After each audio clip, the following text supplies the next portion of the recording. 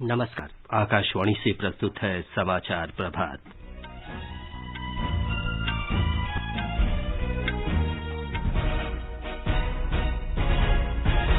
केंद्रीय गृह मंत्री अमित शाह ने राजधानी दिल्ली में कोरोना संक्रमण की स्थिति की समीक्षा की। नियंत्रण क्षेत्रों को फिर से निर्धारण और उनमें गतिविधियों की कड़ी निगरानी रखने को कहा। मिजोरम में पूर्णबंदी 30 जून तक बढ़ाई गई। देश में अब तक 2 लाख से अधिक लोग कोरोना संक्रमण से ठीक हुए। रक्षा मंत्री राजनाथ सिंह ने सेना से जल, थल और वायु सीमा पर चीनी गतिविधियों पर कड़ी नजर रखने को कहा। केंद्र ने पूर्वोत्तर के राज्यों में स्वास्थ्य सुविधाएं बढ़ाने के लिए 1 अरब 90 करोड़ रुपए मंजूर किए। और लघु वन उत्पादों की सरकारी खरीद में रिकॉर्ड वृद्धि, जनजातीय अर्थव्यवस्था को मजबूती मिली। समाचार प्रभात में अपनी सहयोगी प्रियंका अरोड़ा के साथ मैं विमलेंदु पांडे। केंद्रीय गृह मंत्री अमित शाह ने कोरोना संक्रमण रोकथाम के सिलसिले में कल उच्च स्तरीय बैठक की। इस बैठक में दिल्ली में कोविड की रोकथाम रणनीति के बारे में डॉक्टर वीके पॉल समिति की रिपोर्ट प्रस्तुत की गई। इस रिपोर्ट में कोविड नियंत्रण क्षेत्र फिर से तय करने और इन क्षेत्रों में गतिविधियों पर कड़ाई से नियंत्रण रखने की सिफारिश की गई है। आरोग्य सेतु और इतिहास ऐप की मदद से संक्रमित लोगों के संपर्क का पता लगाने और उन्हें क्वारंटीन करने का भी सुझाव दिया गया है। रिपोर्ट में संक्रमित लोगों को अस्पतालों, कोविड देखभाल केंद्रों और घरों में पृथकवास में रहने को कहा गया है। कोविड देखभाल केंद्रों का समुचित संचालन सुनिश्चित करने के लिए स्वयंसेवी और गैर सरकारी संगठनों की मदद लेने का भी सुझाव दिया गया है। 27 जून से 10 जुलाई तक सीरोलॉजिकल सर्वे कराने का भी फैसला किया गया है, जिसमें 20,000 लोगों के नमूनों का परीक्षण किया जाएगा। इससे दिल्ली में कोरोना संक्रमण के फैलाव के आकलन और व्यापक रणनीति तैयार करने में मदद मिलेगी। डॉक्टर वीके पॉल समिति के सुझाव के अनुसार दिल्ली में प्रत्येक जिले को एक बड़े अस्पताल से जोड़ा जाएगा। दिल्ली सरकार नियंत्रण क्षेत्रों के बारे में 22 जून तक कार्य योजना तैयार कर लेगी और 26 जून तक सभी नियंत्रण क्षेत्रों का संशोधित परिसीमन जारी करेगी। 6 जुलाई तक दिल्ली के शेष भागों का भी व्यापक सर्वेक्षण कर लिया जाएगा। गृह मंत्री ने दिल्ली सरकार को कोरोना संक्रमण से मरने वाले रोगी के बारे में पूरी जानकारी केंद्र सरकार को उपलब्ध करानी होगी। इस बैठक में केंद्रीय स्वास्थ्य मंत्री डॉक्टर हर्षवर्धन, उपराज्यपाल अनिल बैजल, मुख्यमंत्री अरविंद केजरीवाल, उप मुख्यमंत्री मनीष सिसोदिया और अन्य वरिष्ठ अधिकारी उपस्थित थे। रक्षा मंत्री राजनाथ सिंह ने लद्दाख की स्थिति पर प्रमुख रक्षा अध्यक्ष बिपिन रावत और तीनों सेना अध्यक्षों के साथ उच्च स्तरीय बैठक की। इस बैठक में ये निर्णय लिया गया कि सेना के शीर्ष अधिकारी जल, थल और वायु सीमा पर चीनी गतिविधियों पर कड़ी नजर रखेंगे। बैठक के बाद सशस्त्र सेनाओं को वास्तविक नियंत्रण रेखा पर चीन की सेना के आक्रामक रवैये से निपटने के लिए पूरी आजादी दी गई। बैठक में चीन के साथ सीमा पर चौकसी के अलग अलग रणनीतिक तरीके अपनाने पर भी चर्चा हुई। भारत ने कहा है कि वास्तविक नियंत्रण रेखा पर चीन के अनुचित दावे स्वीकार्य नहीं है। गलवान घाटी क्षेत्र में भारत की स्थिति ऐतिहासिक तौर पर पहले से ही स्पष्ट है। चीन के प्रवक्ता ने गलवान घाटी क्षेत्र की घटनाओं के बारे में जो बयान दिया है, उस पर विदेश मंत्रालय के प्रवक्ता अनुराग श्रीवास्तव ने कहा कि इस तरह के दावे खुद चीन के अतीत की स्थिति के अनुरूप नहीं हैं। उन्होंने कहा कि भारतीय सैनिकों को गलवान घाटी सहित भारत चीन सीमा क्षेत्रों में समूची वास्तविक नियंत्रण रेखा की पूरी जानकारी है। उन्होंने कहा कि हमारे सैनिकों ने वास्तविक नियंत्रण रेखा का हमेशा सम्मान किया है और कभी उसका उल्लंघन नहीं किया। केंद्रीय गृह राज्य मंत्री किशन रेड्डी कल शाम तेलंगाना में सूर्यापेट में शहीद कर्नल बी संतोष बाबू के परिजनों से मिले और उन्हें आश्वासन दिया कि केंद्र सरकार हर समय उनके साथ है। उन्होंने कर्नल संतोष बाबू के चित्र पर माल्यार्पण किया। कर्नल संतोष बाबू की पत्नी संतोषी और उनके माता पिता को ढांढस बंधाते हुए श्री रेड्डी ने कहा कि युवा अधिकारी को खोना देश के लिए बड़ी क्षति है। उन्होंने कहा कि गलवान घाटी में शहीद सैनिकों का बलिदान व्यर्थ नहीं जाएगा। रक्षा राज्य मंत्री ने बाद में संवाददाताओं से बातचीत में कहा कि भारतीय सेना को देश की क्षेत्रीय अखंडता की रक्षा के लिए सीमा पर पूरी स्वतंत्रता दी गई है। देश भर में कोरोना वायरस से अब तक 2,27,755 रोगी ठीक हुए हैं। स्वास्थ्य मंत्रालय के अधिकारी ने बताया कि ठीक हुए लोगों की संख्या उपचार करवा रहे रोगियों की संख्या से लगभग 58,000 अधिक है। पिछले 24 घंटों के दौरान करीब 14,000 रोगी उपचार के बाद ठीक हुए हैं। कोविड रोगियों के स्वस्थ होने की दर 55.49% हो गई है। इस समय लगभग 1,69,000 मरीजों का इलाज चल रहा है। देश में कोरोना वायरस की जांच के काम में भी तेजी लाई गई है। पिछले 24 घंटों में 1,90,000 से अधिक नमूनों की जांच की गई।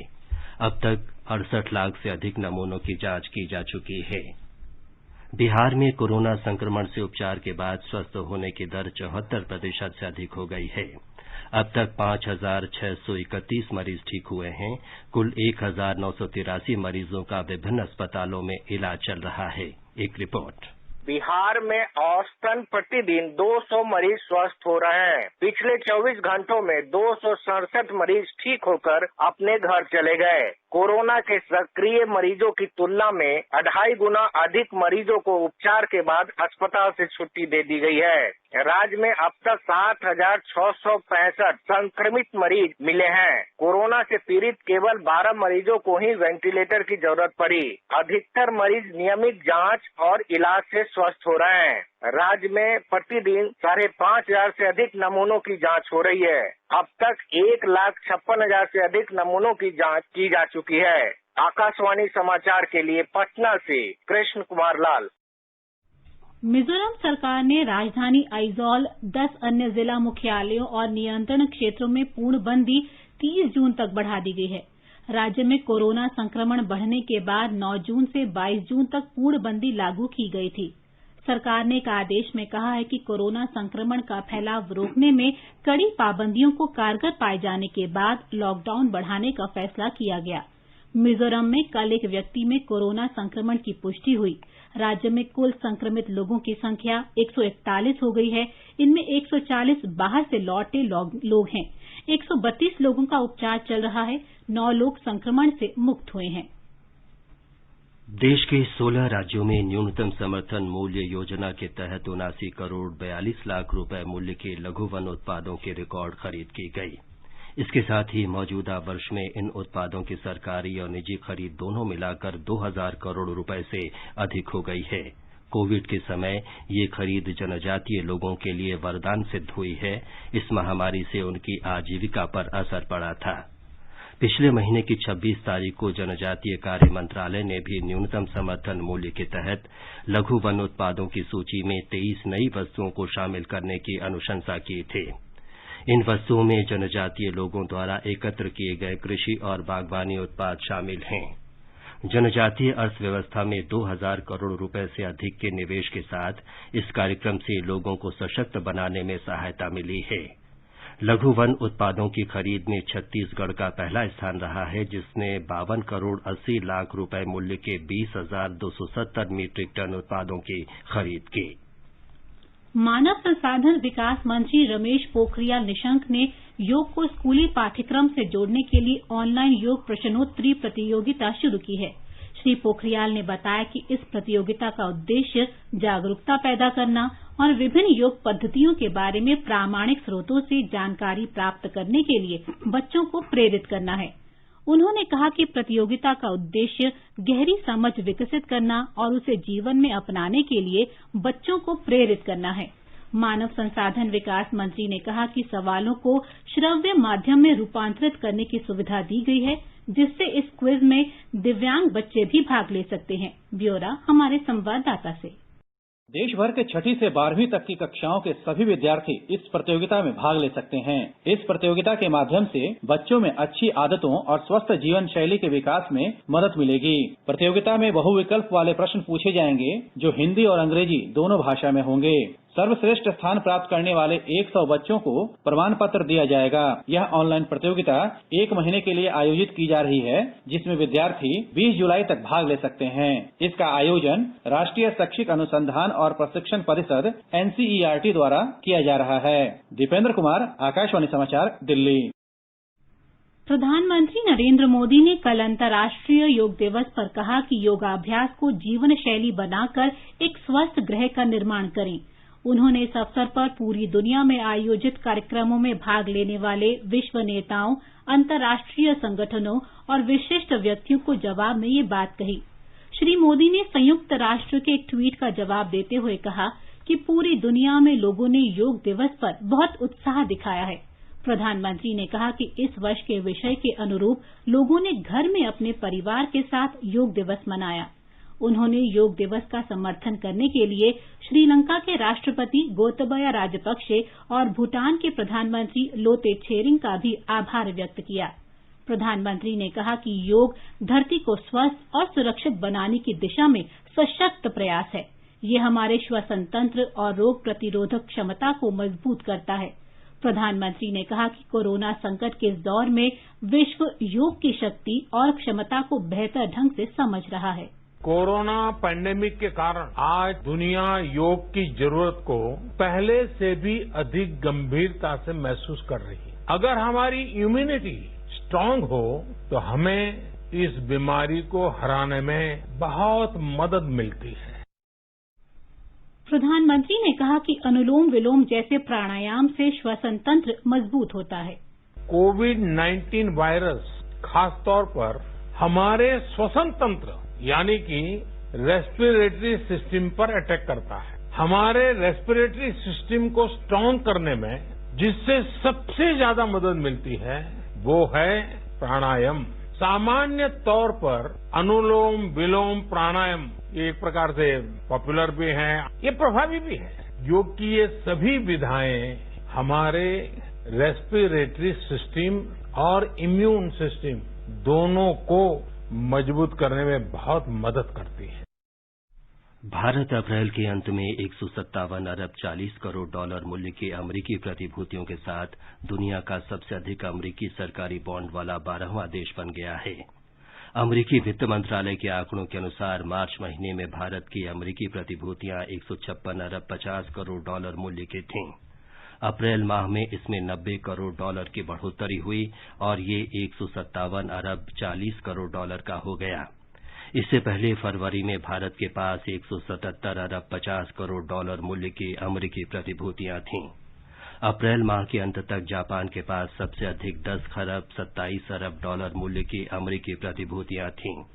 इसके बाद चीन के पास 10 खरब 10 अरब डॉलर मूल्य के और ब्रिटेन के पास 368 अरब 50 करोड़ डॉलर मूल्य के अमरीकी बॉन्ड थे।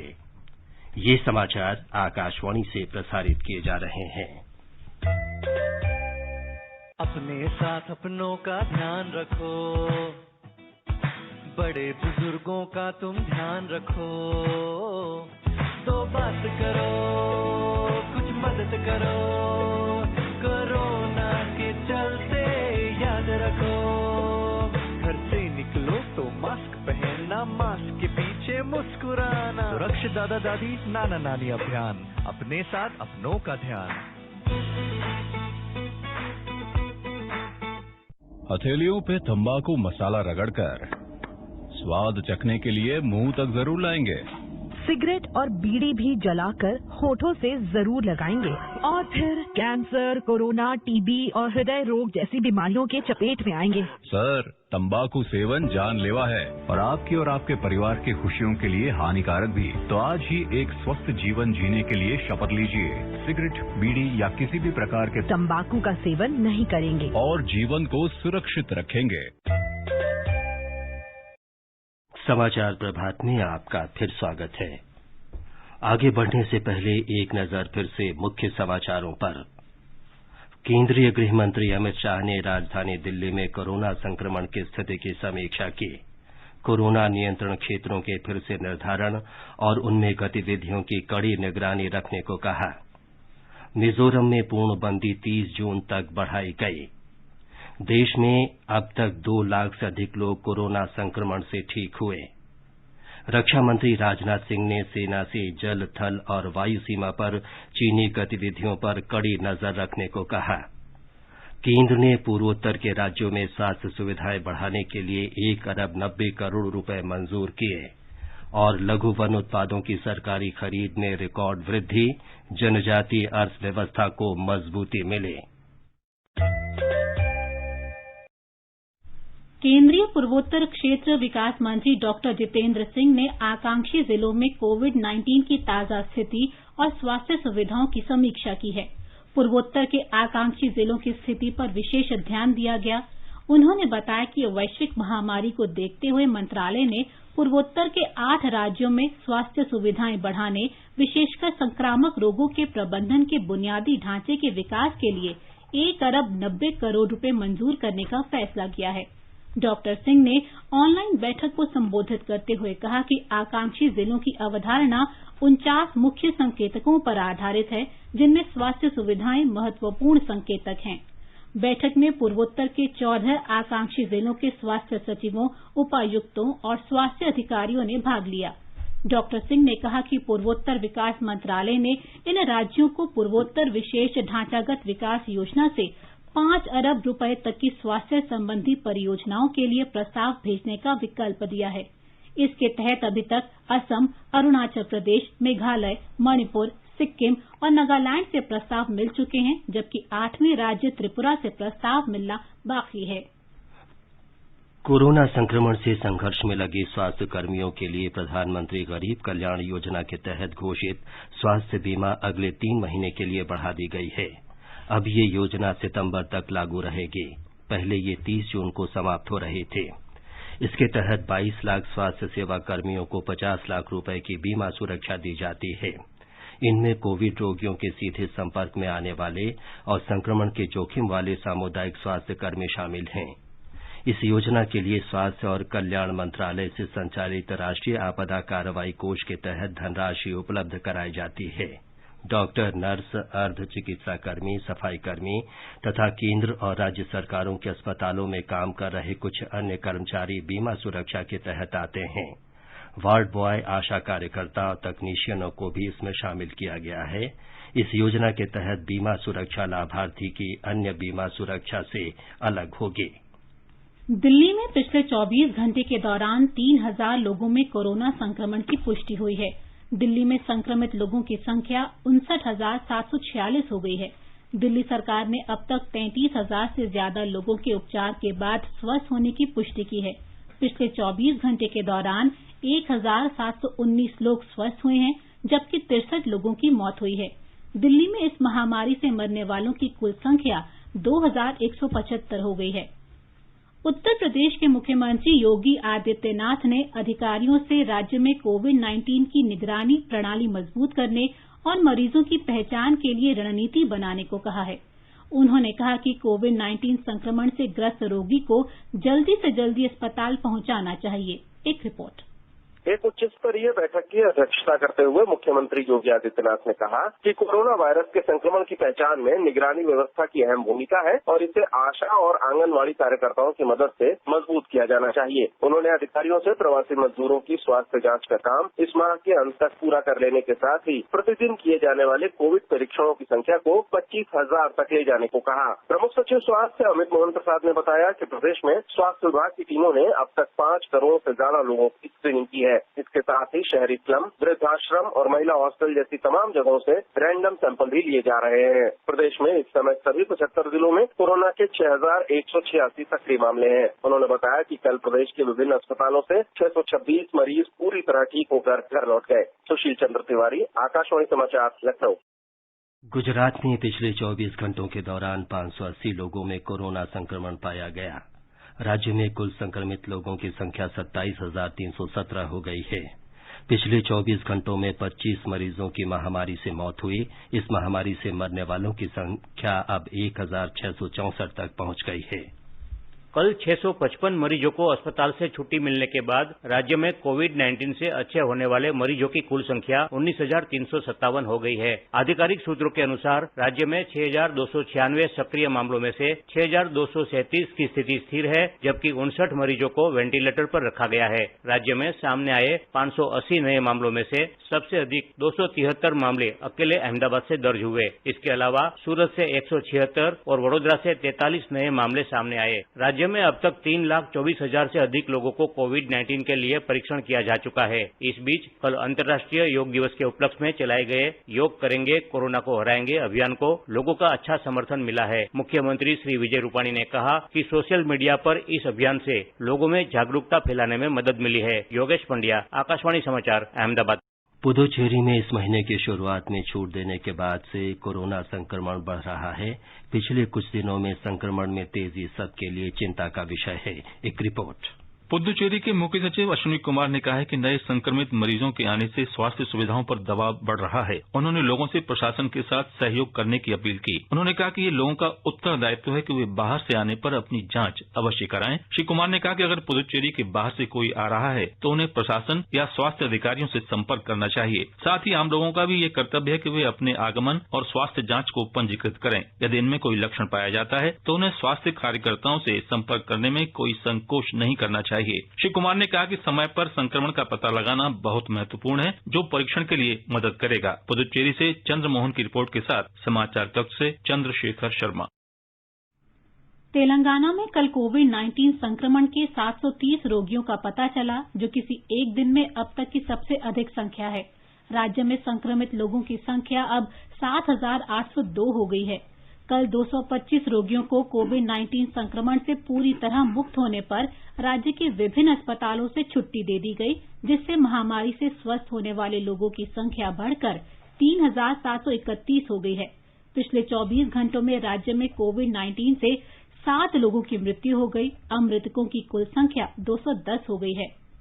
भारतीय आयुर्विज्ञान अनुसंधान परिषद के संचारी रोग संभाग के प्रमुख वैज्ञानिक डॉक्टर रमन आर गंगाखेरकर ने कहा है कि कोरोना संक्रमण में कमी लाने का एकमात्र उपाय सभी जरूरी एहतियातों का पालन करना है। इस बीमारी की वजह से मौत होने का चांस कम है, और अगर मौत नहीं होती है तो इसका मायना जो डिस्चार्ज हो रहे हैं उनकी भी संख्या उतनी ही बढ़ते जा रही है। इसलिए रिकवरी रेट भी बढ़ते ही जा रहा है। लेकिन हमने एक ही समझना है कि जब हम देखते हैं संक्रमित लोगों की संख्या जब बढ़ रही है, उसको अगर हमको कम करना है तो हम सबको अपने आप को और अपने परिवार को सुरक्षित रखने की कोशिश करना है। आकाशवाणी के कोविड-19 पर विशेष फोन इन कार्यक्रम में डॉक्टर गंगाखेरकर ने कहा कि लोगों को संक्रमण जांच से भयभीत नहीं होना चाहिए। जांच नहीं होने से रोगियों का समुचित उपचार नहीं हो सकेगा। टेस्ट करने को जाना चाहिए, क्योंकि मैं जितना लेट जाऊंगा, ये बीमारी के खिलाफ जो सपोर्टिव ट्रीटमेंट मुझे देना है या जो नई दवाइयों के बारे में अभी जो चर्चा हो रही है, उनमें से कोई दवा अगर मुझे जरूरत होगी, वो मुझे अगर मिलना है तो वो मैं मिलने से वंचित रहूंगा, और ऐसे अगर हुआ तो अपने आप ही अपने को खतरे में डालूंगा। मानव संसाधन विकास मंत्री रमेश पोखरियाल निशंक ने घोषणा की है कि राष्ट्रीय परीक्षा एजेंसी एनटीए ने राष्ट्रीय परीक्षण अभ्यास मोबाइल ऐप पर हिंदी परीक्षण सुविधा शुरू की है। उन्होंने कहा कि हिंदी प्रतियोगी परीक्षा के विद्यार्थी अब एनटीए द्वारा जारी राष्ट्रीय टेस्ट अभ्यास अपने मोबाइल पर हिंदी मॉक टेस्ट का अभ्यास कर सकते हैं। मंत्री ने बताया कि पिछले महीने एनटीए ने artificial intelligence power smartphone app शुरू किया था, जिससे उम्मीदवार घर बैठे जेईई मुख्य परीक्षा और नीट सहित इंजीनियरिंग और मेडिकल प्रवेश परीक्षाओं की तैयारी कर सकते हैं। आकाशवाणी का समाचार सेवा प्रभाग आज फोन इन कार्यक्रम में कोविड-19 पर विशेष परिचर्चा प्रसारित करेगा। श्रोता स्टूडियो में सीधे फोन करके विशेषज्ञ से सवाल पूछ सकते हैं। नंबर है 011-233-14444। हमारा टोल फ्री नंबर है 1800-115767। ये कार्यक्रम रात 9:30 से एफएम गोल्ड चैनल और अतिरिक्त मीटरों पर सुना जा सकता है। आकाशवाणी से विशेषज्ञों की सलाह श्रृंखला में हम आपको कोविड-19 के बारे में प्रमुख चिकित्सकों की राय से अवगत कराते हैं। आकाशवाणी समाचार से बातचीत में सीताराम भरतिया विज्ञान और अनुसंधान संस्थान के वरिष्ठ चिकित्सक डॉक्टर अमरचंद बजाज ने कोरोना संक्रमण पर नियंत्रण के लिए साफ सफाई के महत्व पर जोर दिया। हमें जो प्रिकॉशनरी मेजर्स है वो फॉलो करने हैं। जहाँ जरूरत ना हो उसमें घर से बिल्कुल बाहर ना निकले, कोशिश करें कम से कम बाहर निकलना है। और जबकि निकलना भी पड़ा घर से बाहर तो कोशिश करें कि जहाँ आप 2 लोग खड़े हैं करीब 2 मीटर दूर खड़े रहें, नहीं तो कम से कम 1 मीटर दूर खड़े रहें। लोकनायक जयप्रकाश नारायण अस्पताल के डॉक्टर नरेश गुप्ता ने कहा कि कोरोना संक्रमण के अधिकांश रोगी एहतियाती उपायों से ठीक हो जाते हैं और बहुत कम रोगियों को अस्पताल में भर्ती कराने की जरूरत पड़ती है। आईसीएमआर ने एक नई तकनीक लगाई है एंटीजन टेस्टिंग की, उसमें आपको आधे घंटे में ही रिजल्ट मिल जाता है और वो रिजल्ट वहीं पे मिल जाता है। अभी इसको इसलिए लाया गया कि जिस जगह पे हॉटस्पॉट है वहां जाएं और वहीं पे टेस्टिंग करके वहीं रिपोर्ट देके वहीं फैसला कर लें कि इधर क्या करना है, उनको क्वारंटीन करना है, उनको केयर हॉस्पिटल में भेजना है या और ज्यादा सिक है। अखिल भारतीय आयुर्विज्ञान संस्थान के रूमेटोलॉजी विभाग की प्रमुख डॉक्टर उमा कुमार ने लोगों को एक दूसरे से संपर्क के समय दूरी बनाए रखने, साफ सफाई और खांसने छींकने संबंधी शिष्टाचार का पालन करने की सलाह दी है। जो बिहेवियरल थेरेपी है लाइक हाथों का बार बार धोना सोप वाटर से 20 सेकंड तक या फिर हैंड सैनिटाइजर यूज करना, सोशल या फिजिकल डिस्टेंसिंग मेंटेन करना, खांसने छींकने का एक प्रॉपर तरीका जो है वो समझना और उसको फॉलो करना। दक्षिण पश्चिम मानसून के इस महीने की 25 तारीख को दिल्ली, पंजाब और हरियाणा पहुंचने की संभावना है। आकाशवाणी से बातचीत में मौसम विभाग के अधिकारी आरके जैनामणि ने बताया, टेम्परेचर कम हो रहा है प्री मानसून थंडर शावर से। राजस्थान में अभी कहीं भी हीट वेव नहीं है और जो दिल्ली का जो रेन है वो पिकअप करेगा 23 पे और 25 को ज्यादा बारिश का संभावना है दिल्ली में। बाकी पंजाब हरियाणा में भी 24-25 को अच्छा बारिश का संभावना है। मानसून ऐसे भी इसी इलाका को 25 तारीख तक आ रहा है। और अब एक नजर देश भर में आज के मौसम के पूर्वानुमान पर। राष्ट्रीय राजधानी दिल्ली में न्यूनतम तापमान 25 डिग्री सेल्सियस रिकॉर्ड किया गया। अधिकतम तापमान 37 डिग्री सेल्सियस रहने का अनुमान है। राजधानी के कई क्षेत्रों में आज सुबह बारिश हुई। मुंबई में हल्की वर्षा का अनुमान है। न्यूनतम तापमान 28 डिग्री सेल्सियस दर्ज किया गया। अधिकतम तापमान 33 डिग्री सेल्सियस रहेगा। चेन्नई में वर्षा या बूंदाबांदी हो सकती है। तापमान 30 डिग्री से 40 डिग्री सेल्सियस के बीच रहेगा। कोलकाता में न्यूनतम तापमान 28 डिग्री सेल्सियस रिकॉर्ड किया गया, जबकि अधिकतम तापमान 32 डिग्री सेल्सियस रहने का अनुमान है। चंडीगढ़ में न्यूनतम तापमान 26 डिग्री सेल्सियस रहा। अधिकतम तापमान 35 डिग्री तक जा सकता है। गुवाहाटी में भी हल्के बादल छाए रहने और बूंदाबांदी होने की उम्मीद है। केंद्र शासित प्रदेश जम्मू कश्मीर के जम्मू में न्यूनतम तापमान 27 डिग्री सेल्सियस दर्ज किया गया। अधिकतम तापमान 42 डिग्री सेल्सियस के आसपास रहेगा। श्रीनगर में न्यूनतम तापमान 14 डिग्री सेल्सियस रहा। अधिकतम तापमान 32 डिग्री सेल्सियस तक जा सकता है। गिलगित में न्यूनतम तापमान 14 डिग्री सेल्सियस रहा और अधिकतम 35 डिग्री सेल्सियस रहने का अनुमान है। मुजफ्फराबाद में न्यूनतम तापमान 17 डिग्री सेल्सियस रिकॉर्ड किया गया और अधिकतम 37 डिग्री सेल्सियस रहने की संभावना है। समाचार कक्ष से भवतारिणी। ये समाचार हमारी वेबसाइट newsonair.com/hindi पर भी उपलब्ध हैं। और प्रियंका, अब ये बताएं कि आज के समाचार पत्रों में क्या खास है। विमलेंदु, आज के अधिकतर अखबारों ने भारत चीन सीमा पर तनाव से जुड़ी खबरों को प्रमुखता दी है। जनसत्ता की सुर्खी है, सेना को चीन सीमा पर अब मिली खुली छूट। रक्षा मंत्री राजनाथ सिंह की प्रमुख रक्षा अध्यक्ष और सेना प्रमुखों के साथ बैठक। अमर उजाला की टिप्पणी है, वास्तविक नियंत्रण रेखा पर अगर चीन ने फिर दुस्साहस किया तो सेना उठा सकती है हथियार। रक्षा मंत्री ने कहा कि घुसपैठ का मुंह तोड़ जवाब दें। नवभारत टाइम्स की सुर्खी है, डीजल के दाम में रोज हो रहे इजाफे पर ट्रांसपोर्टर बिफरे, महंगाई बढ़ने का डर। 15 दिन में औसतन 8.5 रुपए प्रति लीटर बढ़े पेट्रोल और डीजल के दाम। अंत में मुख्य समाचार एक बार फिर।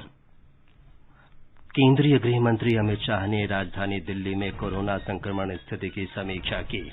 कोरोना नियंत्रण क्षेत्रों के फिर से निर्धारण और उनमें गतिविधियों की कड़ी निगरानी रखने को कहा। मिजोरम में पूर्णबंदी 30 जून तक बढ़ाई गई। देश में अब तक 2 लाख से अधिक लोग कोरोना संक्रमण से मुक्त हुए। रक्षा मंत्री राजनाथ सिंह ने सेना से जल, थल और वायु सीमा पर चीनी गतिविधियों की कड़ी नजर रखने को कहा। केंद्र ने पूर्वोत्तर के राज्यों में स्वास्थ्य सुविधाएं बढ़ाने के लिए 1 अरब 90 करोड़ रुपए मंजूर किए। और लघु वन उत्पादों की सरकारी खरीद में रिकॉर्ड वृद्धि, जनजातीय अर्थव्यवस्था को मजबूती मिले।